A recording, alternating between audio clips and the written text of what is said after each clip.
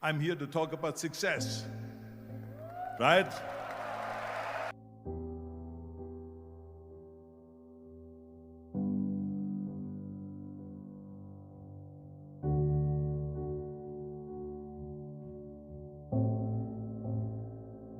The first rule of success is to have a vision.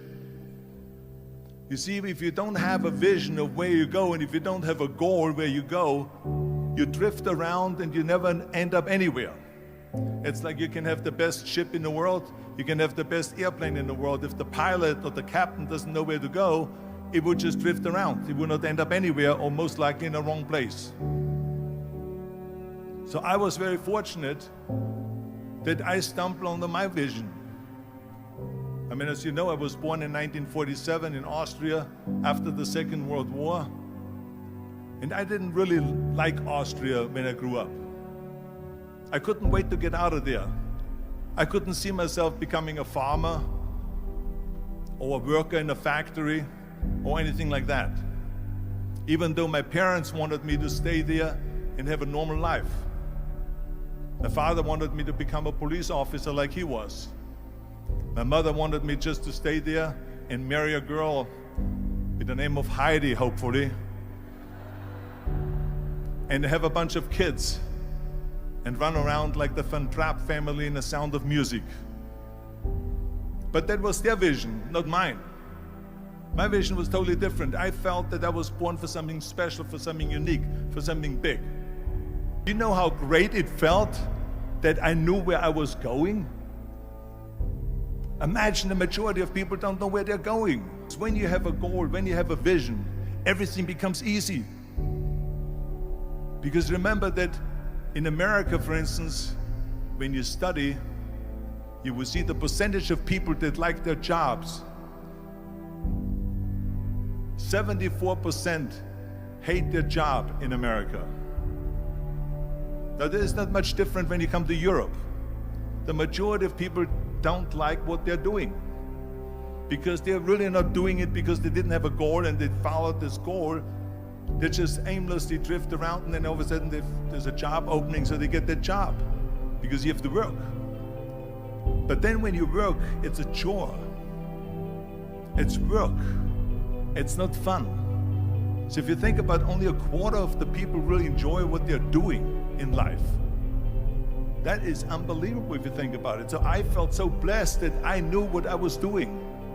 It's like a medical student that studies and knows he wants to become a doctor. You know where to go. So I knew where to go. So people always ask me, when they saw me in the gym in the pumping iron days, they say, why is it that you're working out so hard? 5 hours a day, 6 hours a day, and you have always a smile on your face. The others are working out just as hard as you do, and they look sour in the face. Why is that?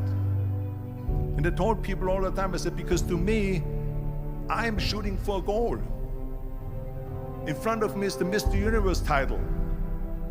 So every rep that I do gets me closer to accomplishing that goal, to make this goal, this vision, turn into reality.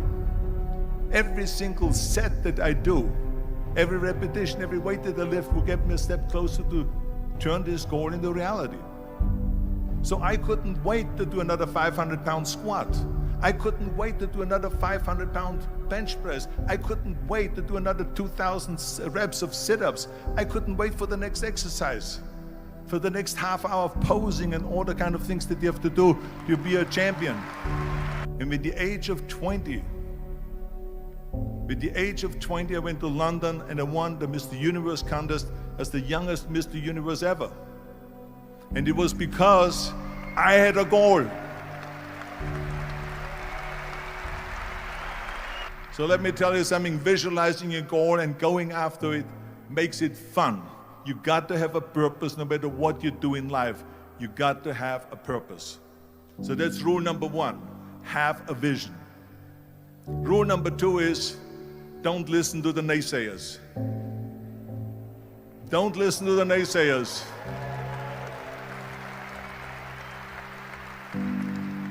Everything I ever did, the thing that I heard out of people's mouth was, that's impossible. that can't be done or no. So whenever someone said to me, it can't be done, I heard it can be done. When they said no, I heard yes. And when they said it's impossible, I heard it is possible. I'm a strong believer of what Nelson Mandela said, that everything is always impossible until someone does it. Well, I'm going to be the one, I said to myself, I'm going to do it and I'm going to show it to them. Maybe it has never been done before. That's perfectly fine with me. But I'm going to do it. And I did not listen to the naysayers. The next thing, the third point that I'm going to make to you is, before we sit down with Jürgen and talk about the rest of the three, is work your ass off. There is no magic pill. There is no magic out there. You cannot get around. You have to work and work and work. And it drives me crazy when people say that they don't have enough time to go to the gym for 45 minutes a day and work out, or to do something for 45 minutes to an hour a day to improve, if it is physically improve or if it is mentally to improve. Imagine you read 1 hour a day about history. How much you will learn after 365 hours in 1 year. Think about if you study about the history of musicians, of composers, how much you would know. Imagine if you would work on a business, on some business that you want to develop every day for an hour. Imagine how further along you will go and get. So it drives me nuts because when people say we don't have the time, we have 24 hours a day. We sleep 6 hours a day, so that gives you still 18 hours. Now there's someone shaking their head out here in front. They say probably, I don't sleep 6 hours, I sleep 8 hours, right? Or just sleep faster.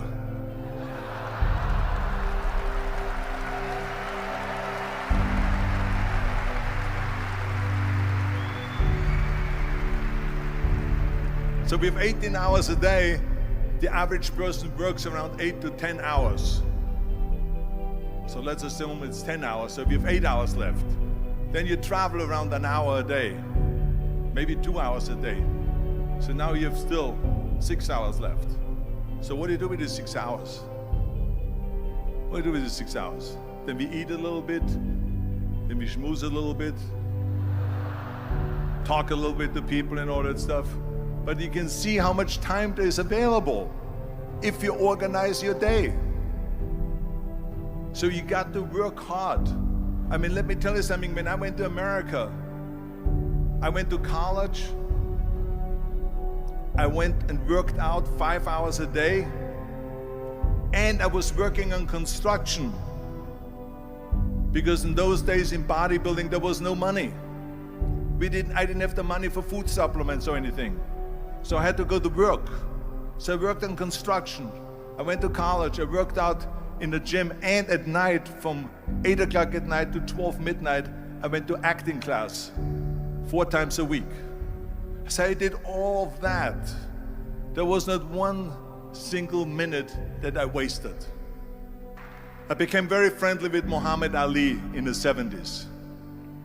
And Muhammad Ali worked his butt off. And I saw it firsthand. And I remember that there was a sports writer that was there in the gym when he was working out and he was doing sit-ups. And they asked him, how many sit-ups do you do? And he said, I don't start counting until it hurts. Now think about that. He doesn't start counting his sit-ups until he feels pain. That's when he starts counting. That is working hard. And so you can't get around the hard work. It doesn't matter who it is. As a matter of fact, I believe what Ted Turner said, work like hell and advertise.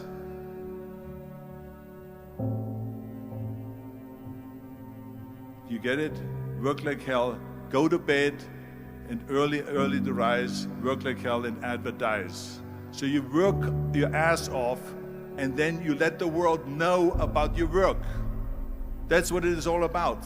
Let people know. If you have a company, if you have a movie, if you do a sports, work your ass off, but then advertise and let everyone know.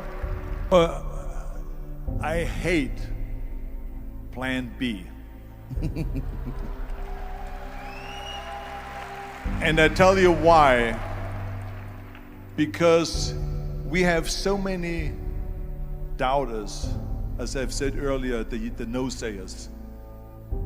We have so many of those people that say no and you can't do it, it's impossible. That is okay because we just turn off, as I said earlier, and we listen and we hear the no being a yes. You can't do it, you can do it, and all of that. So that is possible to do that amongst all the negative people around you. But when you start doubting yourself, that's very dangerous. Because now what you're basically saying is that if my plan doesn't work, I have a fallback plan, I have a plan B. And that means that you start thinking about plan B, and every thought that you put into plan B, you're taking away now that thought and that energy from plan A.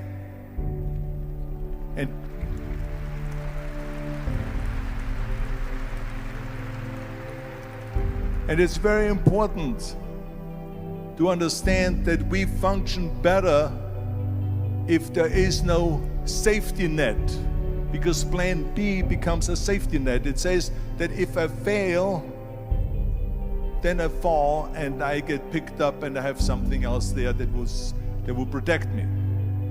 And that's not good, because people perform better when there's no safety net. People perform better in sports and everything else if you don't have a plan B. To me, it is very dangerous to have a plan B, because you're cutting yourself off from the chance of really succeeding. And the reason, one of the main reasons why people want to have a plan B is because they are worried about failing. What is if I fail, then I don't have anything else? Well, let me tell you something. Don't be afraid of failing, because there's nothing wrong with failing. You have to fail in order to climb that ladder. There's no one that doesn't fail. We all fail. It's okay.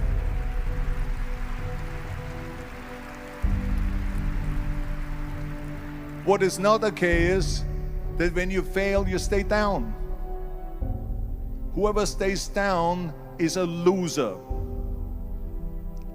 And winners will fail and get up, fail and get up, fail and get up. You always get up. That is a winner. That is a winner. Hey, we all lose. We all have losses. This is okay. And this is why I say don't be worried about losing, because when you're afraid of losing, then you get frozen. You get stiff. You're not relaxed. You got to be, in order to perform well in anything, if it's in boxing or if it is on your job or with your thinking, is only happening when you relax. So relax. It's okay to fail. Let's just go all out and give it everything that you got. That's what it is all about. So don't be afraid to fail. This is one of my 6 rules to success. You can only feel complete as a person if you think about what can you do for your fellow member around you that maybe needs help. I felt like that. Everyone has a different motivation why you get into that. I was an immigrant going to America, and I saw how America was the most generous country in the world. I mean, they opened up their arms to me, they helped me, they invited me for Thanksgiving dinner. The people, they brought me, the bodybuilders in the gym brought me plates to my apartment because I had no plates, I had no silverware, I had no bedware, I had no pillows, I had no blanket, I had no TV, I had no radio, I had nothing. They brought it to my apartment. They helped me. And I saw that firsthand, this generosity in America. And I said to myself, as an immigrant that is being embraced with open arms, that I need to go and make sure that I give something back.